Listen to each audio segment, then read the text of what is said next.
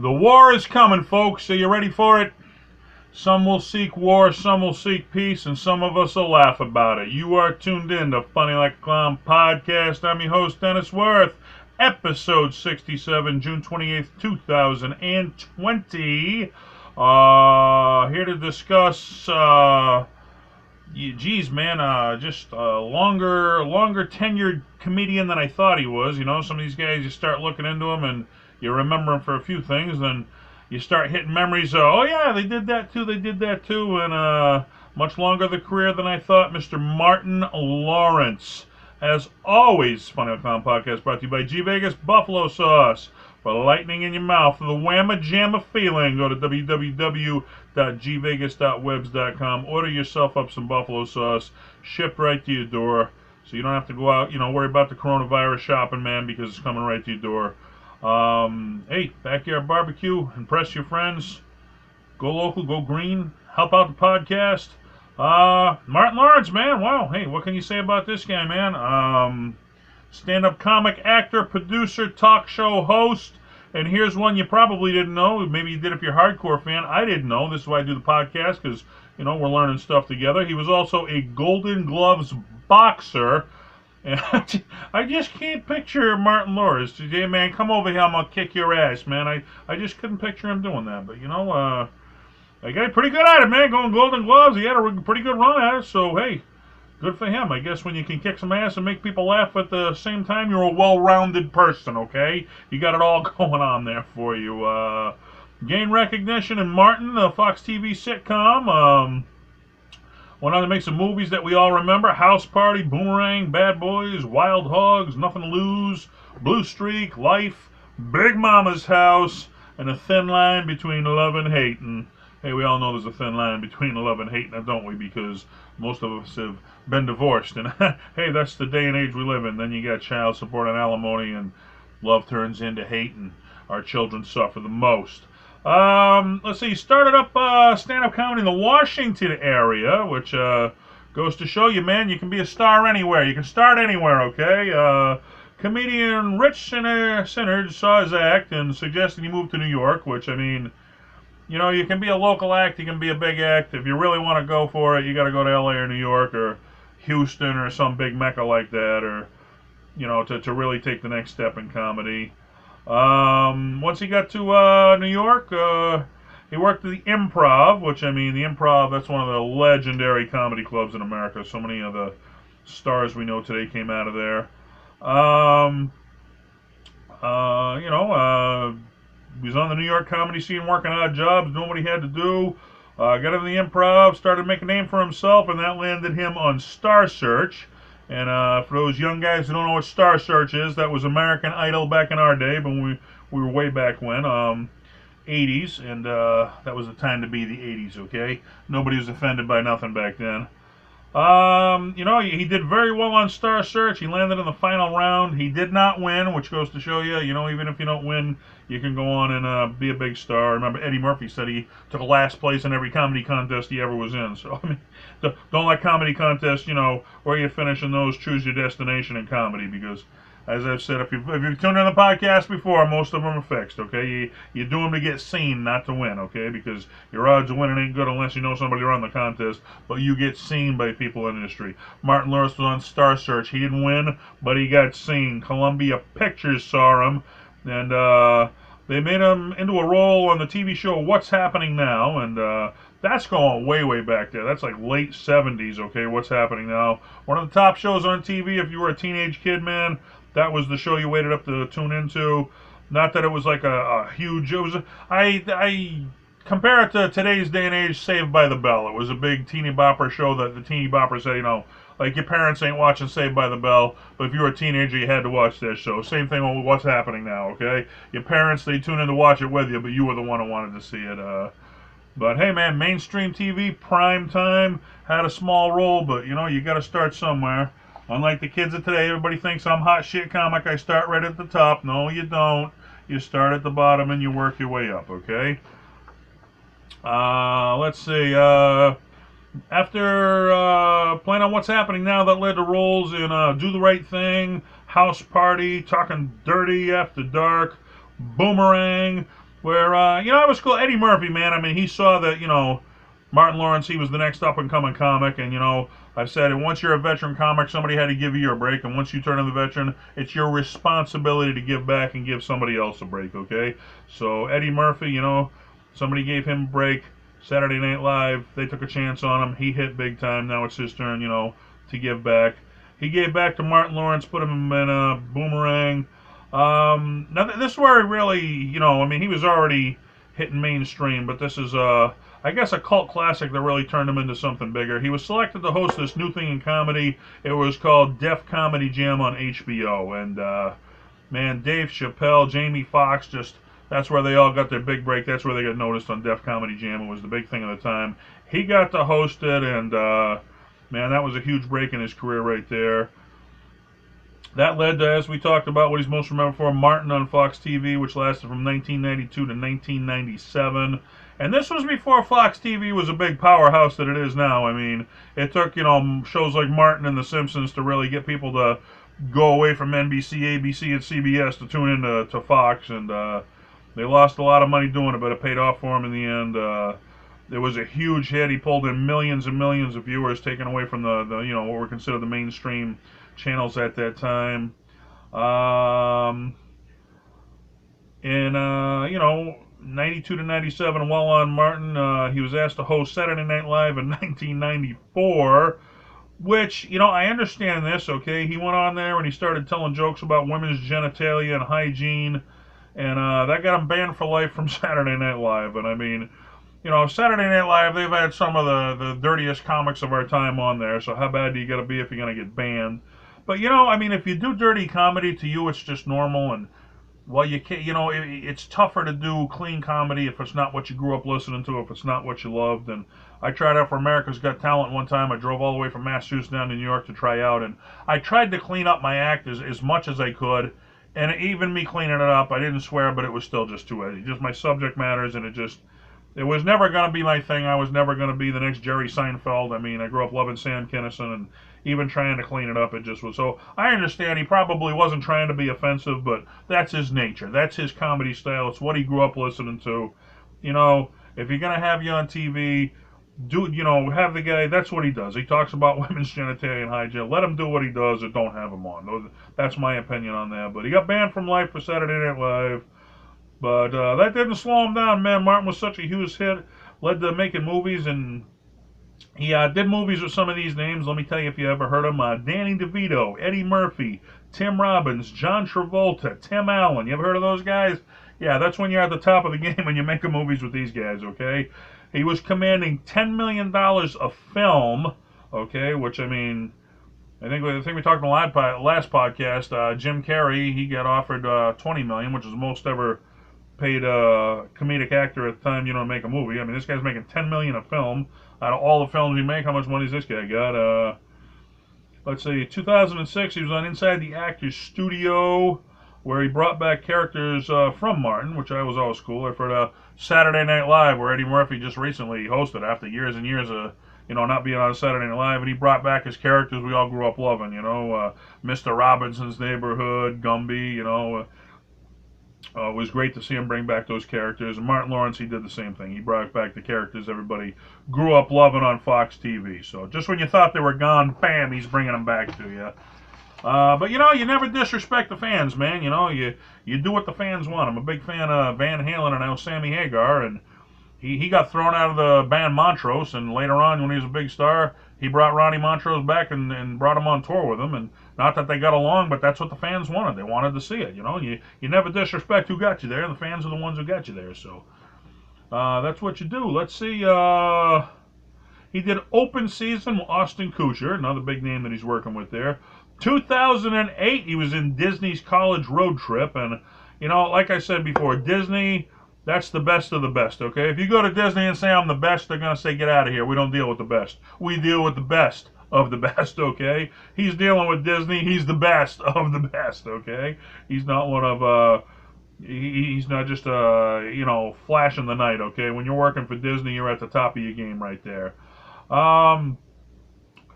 2009, the Black Entertainment Awards, he did a spoof trailer with Jamie Foxx. It was like, him and Jamie Foxx, they did a movie trailer for a movie that didn't exist, and I guess it was such a hit, and people wanted to see it that it didn't even exist. That I guess Fox TV later on they tried to actually make a movie out of it. They were talking about making a movie out of something that was just meant to be a joke, and I said that they actually did that. I forget, it got something like millions and millions of views. It was on back when Funny or Die was a big thing. They made a fake movie trailer about a movie about Weird Al Yankovic's life, and they got so many hits. And it was just a joke that Weird Al did. They were never going to make a movie about his life, but the trailer for it got more hits than they could even believe. So many people said, "I know it's a joke, but I'd still go see this movie." But so you never know, what a joke's going to lead to. So I guess he's making jokes, and it was leading to a movie for him.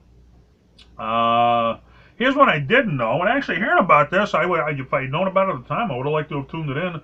2013, Martin Lawrence and Kelsey Grammer, they actually partnered up to do a TV show where they both met on the worst day of their lives in court or something, and I mean, there's two opposites. I think it was, Kelsey Grammer on Cheers, he's the higher society guy, and then Martin Lawrence, where he was like, the lower society guy. I mean, I could see that being a funny, that's the Odd Couple of today's day and age, I guess, but canceled after one season. I don't even remember it happening, and I guess that was how big of a hit it was. Nobody else probably remembers it or liked it. I guess it got really bad reviews, but I mean, sounded like a funny premise, not always, you ever have a joke you think's a funny joke, then you try it out and nobody likes it, and all right, I guess that didn't work, I gotta drop it. So you never know what's gonna work.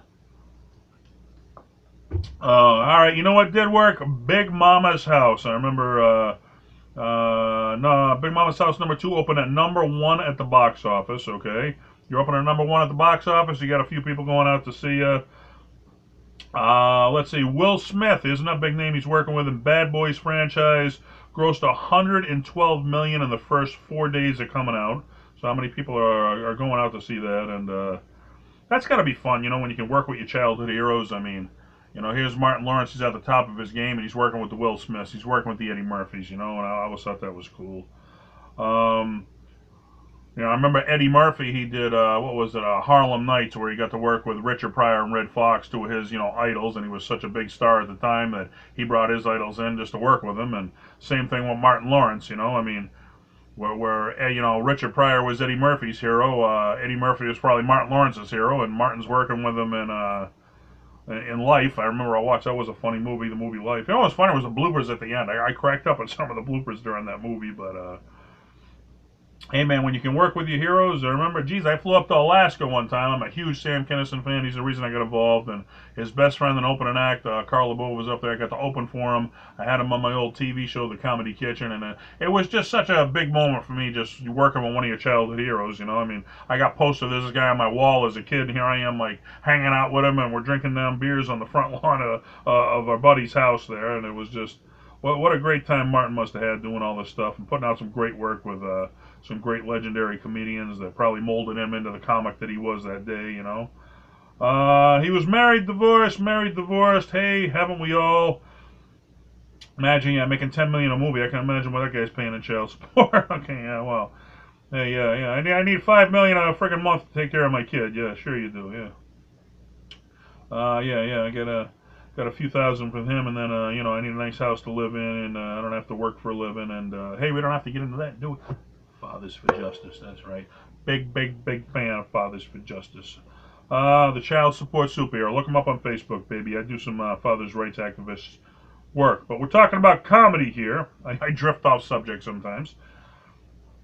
Let's see. I guess, here,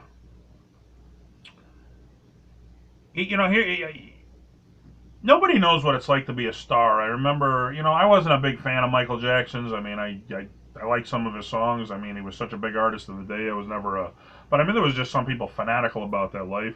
Elvis was the same way. There were just Elvis fanatics, where people were just, you can be a fan of someone or you can be a fanatic of someone, and it's easy for us to judge, because we never lived that kind of life. We don't walk out the door and there's thousands of people in our face just waiting to get a picture of us, so, we can't relate to what it's like to live that life, because they don't live a normal life being such a big star that they are. And that's got to mess with your head, I mean, You know, everybody can sit there and make fun of Michael Jackson. He did some really weird stuff. Yeah, well, we don't leave the weird life that he did, okay? Remember, he brought his children out with masks, and, you know, before masks were popular. This is way back then, but he did it to protect them, you know, because the paparazzi and media, they could, you know, he didn't want them to have to live the life that he did. And I guess all the fame and fortune took its toll on Martin Lawrence. I guess in 1995 he lashed out violently on set at one of his co-actors, and he was hospitalized. You know, credit to him, he did seek some help for it. Hospitalized for that. 1996, he was at an intersection in LA. He hopped out of his car, pulled a pistol out, and started screaming in the middle of the road, "They're trying to kill me! They're trying to kill me!" Again, he sought help for that, and I guess it was stress and exhaustion, which, I mean, you know, we see all these big movies that he's making. Well, you don't realize how much work and time and effort goes into all that unless you're actually doing it. And, you know, we've said in previous podcasts, that's why a lot of people turn to drugs, because your body just can't keep up with the demand of, you know, when you're on top, everybody wants a piece of you. There's only so many hours in a day. They want you 24 hours of a day. Well, you need some time to sleep, and they don't give you that. You turn to drugs, and if you don't turn to drugs, well, it starts to beat up your body. Apparently, it was beating up Martin's body, man. He was doing so much, but there's such good opportunities, you push your body. You can't turn this down. It's such an opportunity. Hey, Eddie Murphy wants to do a movie with you. You ain't saying no to that. You don't care if it's killing your body. Hey, Eddie Murphy wants to do a movie with me. I'm going to do a movie with Eddie Murphy, okay? Even if it takes a toll on my body. Well, it was taking a toll on Martin's body. Again, he got some help for that. In 1997, one of his co-stars filed a sexual harassment case against him for apparently things he did on set and off set. Apparently it was settled, and she did come back and actually film some things. So, you know, who knows? Maybe it was money, or maybe it was a sincere apology, or... But, I mean, you know, I'll give credit for that. If you have troubles, man, get the help you need. Some people are ashamed to get the help you need. Don't ever be ashamed. That's what the people are there for. You know, I say, if your car is broke, you go see a mechanic. If your head's broke, you go see a doctor. So there's no shame in that whatsoever. Mental health is an important thing, and always seek good mental health. Let's see. In 1997, he was arrested for punching a man at a Hollywood nightclub. So, you know, if you've ever been to a nightclub scene, fights break out, but if you're the big star, you're responsible for everything. I know everything's your fault if you're the big star, man. Eddie Murphy had a joke like that once. Yeah, like, big fight broke out at the end. Everybody sued me because he was the one with the money, man. I was like, I remember he said, well, he took a picture or something and his eyes were sprained. His eyes get sprained from the flash from the cameras. It was a funny ass bit, but, hey, that's what they do to you. I know I had some trouble. Geez, they ran a big newspaper article because I was the local comedian star. Yeah, they dropped the charges, but they never drew no big article when they do that, man. But they love to mess with you. That's what the media does.